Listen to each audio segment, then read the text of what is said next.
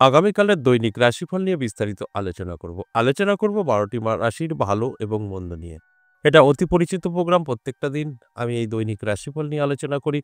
তাই প্রত্যেক দিনের মতো আগামীকালকে নিয়েও বিস্তারিত আপনাদের বলবো। আগামীকাল ১৫ ডিসেম্বর রবিবার, পূর্ণিমা তিথি, মৃগশিরা নক্ষত্র, শুভ যোগ এবং জন্মরাশি বৃষ। বিস্তারিত ১২টি রাশি নিয়ে আলোচনা করব আপনাদের অ্যালার্ট করার জন্য। দেখুন, ১২টি রাশিই সবসময় ভালো থাকবে তা সম্ভব নয়। আবার খারাপ থাকবে সেটাও সম্ভব নয়। কিছু রাশির যথেষ্ট পজিটিভ থাকবে, কিছু রাশির সতর্ক থাকতে হবে। আমি সবটাই কিন্তু আলোচনা করব এবং বোঝানোর চেষ্টা করব। সঙ্গে থাকলে সবটা জানতে পারবেন। নমস্কার, জয় মা কামাখ্যা, জয় মা তারা। আজকের আলোচনা অত্যন্ত গুরুত্বপূর্ণ। তাই শেষ পর্যন্ত দেখার অনুরোধ রইল। কারণ এই দৈনিক রাশিফলগুলো দেওয়ার উদ্দেশ্য একটাই, আপনাদের আগে থেকে জানানো যে আপনার কি হতে পারে। আর আপনি যখন জানতে পারবেন আপনার ভালো দিকগুলো, সেগুলো খুব দ্রুত গতিতে এপ্লাই করতে পারবেন আপনার জীবনে এবং উন্নতি করতে পারবেন, আর খারাপগুলো আপনি আটকাতে পারবেন। এটা সম্ভব। আমরা যদি জানতে পারি আমাদের এই দিকগুলো খারাপ, সেগুলো আমরা আটকাতে পারি। সেটা কিন্তু সম্ভব। তাই আমি কিন্তু প্রত্যেকটা দিন আপনাদের জাস্ট অ্যালার্ট করার জন্যই এই আলোচনাগুলো করি, যে আপনারা যেন সবকিছু জেনে বুঝে অ্যালার্ট থাকতে পারেন। আর যদি আপনাদের মনে হয় না আমার রাশি আছে, উনি যেগুলো বলছেন আমি সব মিলে যাবে, আমি অ্যালার্ট থাকার কোনো দরকার নেই, তাহলে ভুল করবেন। কারণ আমি জাস্ট আপনাদেরকে ধারণা দেই এবং অ্যালার্ট করি। তারপরের দায়িত্ব সম্পূর্ণ আপনাদের। তাই সঠিকভাবে আলোচনাটা শুনে আপনার জীবনে এপ্লাই করলে আপনি সাকসেস পাবেন। অবশ্যই আলোচনা করব, তার আগে আমার সাথে কিভাবে যোগাযোগ করবেন সে বিষয় নিয়ে বলে নিই। আমার সাথে দুভাবে যোগাযোগ করতে পারবেন। সরাসরি আসতে পারবেন, যারা সরাসরি আসতে চাইছেন। এটা দুটো জায়গায় পাবেন, নদিয়া বেইনগর এবং তারাপীঠ। আর বাড়ি বসেও কনসাল্ট করাতে পারবেন। তবে বাড়ি বসে কনসাল্ট সকলের জন্য নয়। যাদের বিশ্বাস ভক্তি আছে, ধৈর্য আছে, তারা যোগাযোগ করবেন। যাদের এইগুলো কিছুই নেই, সরাসরি আসতে পারেন তাদের। আর কেন যোগাযোগ করবেন? কোন, কোন দিক থেকে সফলতা পেতে পারেন? আমি সবসময় বলি A থেকে Z সবটাই।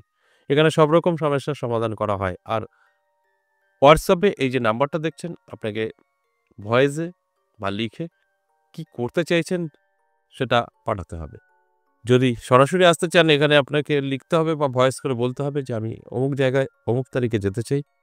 আপনার নাম, আপনার ঠিকানা। আমাদের এখানকার অ্যাড্রেস চলে যাবে। আর যদি বাড়ি বসে কনসাল্ট করাতে চান, সেখানেও এই WhatsApp এ এসে ভয়েস বা লিখে বলতে হবে যে আমি বাড়ি বসে আমার সম্পর্কে জানতে চাই। তাহলে আমাদের যে প্রসেস আপনাকে পাঠানো হবে, কমপ্লিট করবেন ২৪ ঘন্টা বা তারও ২-১ দিন বেশি হতে পারে। আপনাকে কিন্তু কল করে ডিটেইলস আপনার সঙ্গে আলোচনা করে আপনার যে সমস্যা তার সমাধান মোটামুটি আপনাকে বুঝিয়ে দেওয়া হবে। আপনার খরচ না করেও নিজেই আপনি কিন্তু ভালো থাকতে পারবেন। তাই এই দুটো বিষয়ে কিন্তু আপনাদেরকে WhatsApp এ আসতে হবে, ভয়েসে বা লিখে বলতে হবে। তাহলে আসুন আজকের যে মূল আলোচনা, সেই আলোচনায় প্রবেশ করি। দৈনিক রাশিফল ১২টি রাশিকে নিয়ে। কোন, কোন দিক থেকে সতর্কতা, কোন, কোন দিক থেকে জীবনে সফলতা, সবটাই কিন্তু জানতে পারবেন এই আলোচনার মাধ্যমে। তাহলে আসুন, প্রথমেই আমি দেখব মেষ রাশি। মেষ রাশির জাতক-জাতিকাদের কিন্তু দারুণ সময় থাকবে। মেষ রাশির জাতক-জাতিকাদের জীবনে অবশ্যই আ একটা সুযোগ আসবে, একটা যোগাযোগ তাদের তৈরি হবে। যে যোগাযোগের মারফতে কিন্তু নানারকম আ জীবনের পরিবর্তন ঘটবে। নানাভাবে আপনাদের জীবনে দেখবেন পরিবর্তন ঘটছে। যে পরিবর্তনটা আপনারা উপলব্ধি করতে পারবেন। খুব ভালো সময়। এক কথায় যদি বলা যায়, মেষ রাশির জন্য যথেষ্ট পজিটিভ থাকছে। এবং বৃষ রাশির জন্য বলব একটু সতর্ক থাকতে হবে। বৃষ রাশির জাতক-জাতিকাদের কিন্তু একটু চাপের বিষয় থাকবে। বৃষ রাশির জাতক-জাতিকাদের নানা দিক থেকে কিন্তু আ একটু চাপ তৈরি হতে পারে। অর্থাৎ আর্থিক দিক থেকে একটু পিছিয়ে পড়তে পারেন। হয়তো কেউ আপনার কাছে টাকা পাবে বা আপনি কারো কাছ থেকে ধার নিয়েছেন, সেই চাপটা আপনার আগামীকাল হতে পারে, প্রেশার দিতে পারে। সেই জায়গাটাই একটু নেগেটিভ। তাছাড়া কিন্তু সারাটা দিন ভালোই থাকবে। অন্যান্য দিক থেকে কোনো রকম সমস্যার কারণ নেই। মিথুন রাশিরও কিন্তু সেম। মিথুন রাশির সেম বলতে টেনশন, দুশ্চিন্তা একটু থাকবে। সেটা বাড়ির হতে পারে, ব্যবসা ক্ষেত্রে হতে পারে। তাই এই চাপগুলো আপনারও কিন্তু থাকছে। তবে বড় ধরনের কোনো টেনশনের কারণ নেই। আপনি চাইলে এগুলো আটকাতে পারবেন। খুব ছোটখাটো বিষয় নিয়ে হয়তো একটু টেনশন, দুশ্চিন্তা আপনার আসতে পারে। আপনি চাইলে এটা আটকাতে পারবেন, এটা সম্ভব। আমি সবসময় বলি, আমরা চাইলে আমরা কিন্তু আমাদের যে খারাপ দিকগুলো আটকাতে পারি। এরপরে চলে আসুন কর্কট রাশি। কর্কট রাশি কিন্তু ভালো থাকবে। কর্কট রাশির যথেষ্ট পজিটিভ সময় থাকবে।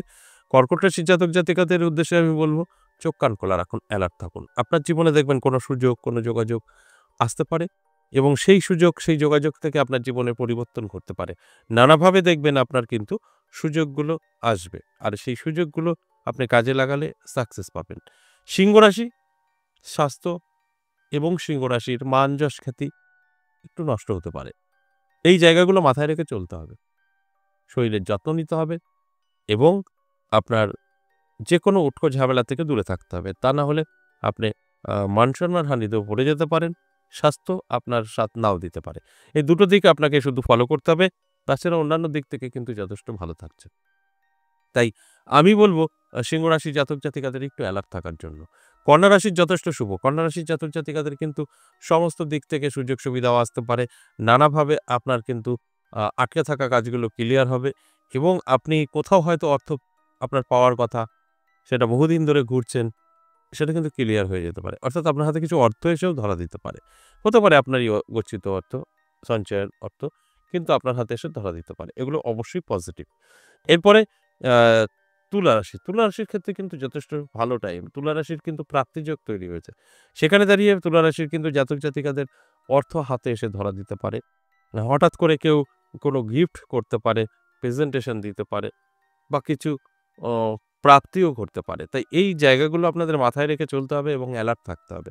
তবে আমি যে কথাগুলো বলছি সেগুলো আপনারা মিলিয়ে নিতে পারবেন। তাছাড়া কিন্তু মিলবে না। এরপর চলে আসুন বৃশ্চিক রাশি। বৃশ্চিক রাশির জন্য যথেষ্ট শুভ সময়।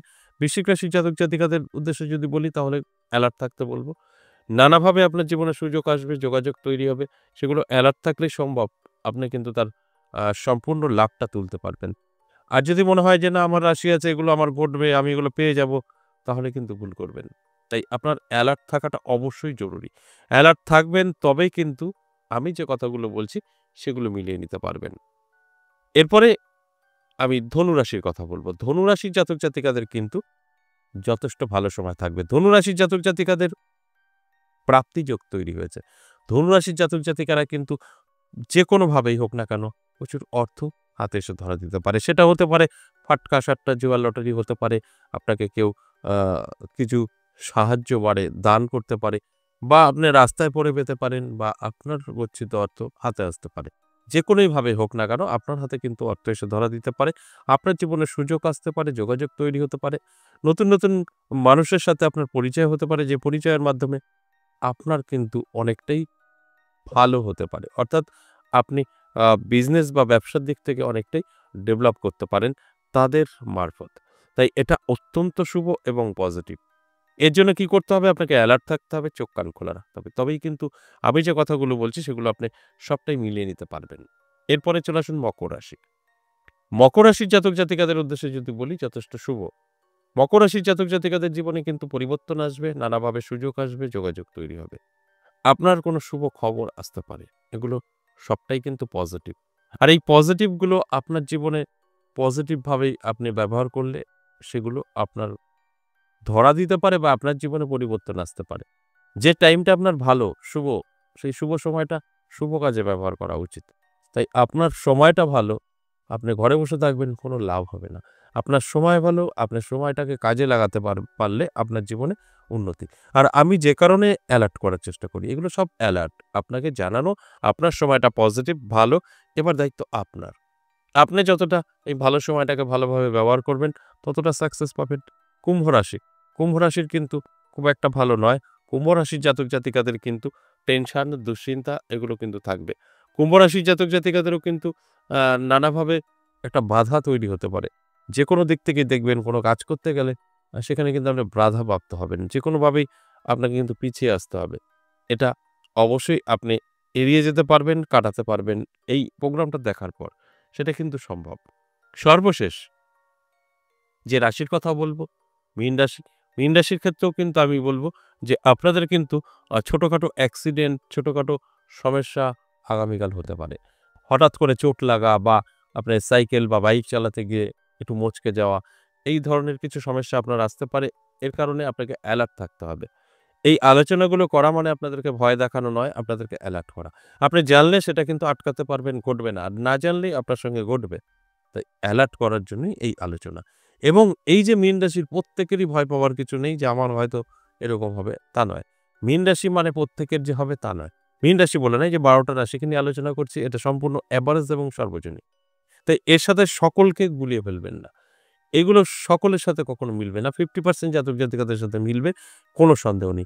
আর 50% জাতক জাতিকাদের সাথে কিন্তু মিলবে না। আমি সবসময় এই কথাটা বলি, এটাই বাস্তব। গ্রহ নক্ষত্র প্রত্যেকের ভালো সমান সেম থাকে না। কারোর খারাপ, কারোর ভালো, কিন্তু রাশি সেম। ঠিক সেইভাবেই কিন্তু সকলের সাথেই মিলবে না। 50% জাতক জাতিকাদের মিলবে। সে নেগেটিভ হোক বা পজিটিভ হোক। আর 50% জাতক জাতিকাদের কিছুই হবে না।